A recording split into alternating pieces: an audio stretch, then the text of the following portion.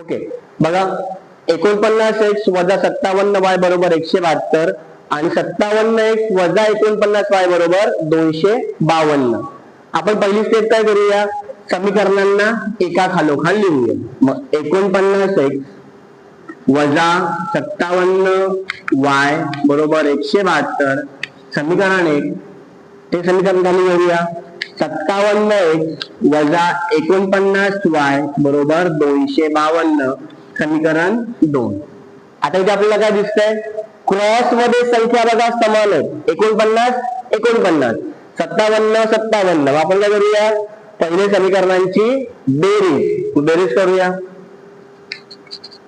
समीकरण 1 व 2 यांची बेरीज करू. करा बरं बेरीज. 9 आणि 7 16 बरोबर 116 106 x बरोबर.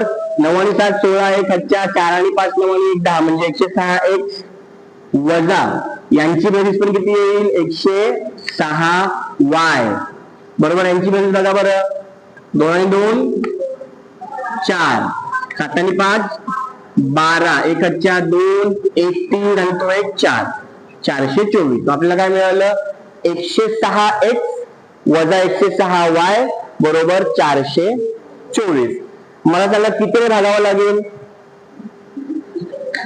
प्रत्येक पदात कितीने भागूया, कारण इथे पण 106 आहेत इथे पण 106 आहेत म्हणजे याला पण 106 ने भाग लागेल. प्रत्येक पदात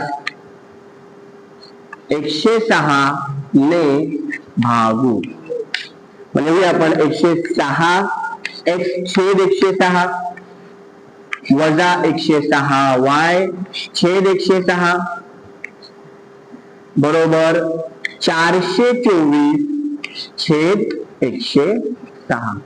हे डायरेक्ट कट झालं x वजा हे डायरेक्ट कट झालं y बरोबर. आता 106 चा पाडा आपल्याला येत नाहीये पण आपण बघूया बरं. 6 1 6 6 गुणे 12 6 3 18 6 चौक 24 बरोबर. 6 चौक 24 आणि 1 चौक 4 म्हणजे 106 चौक 424 म्हणजे किती येणार आहे 4. नवीन समीकरण किंवा सोपं समीकरण 3 आपल्याला मिळालं.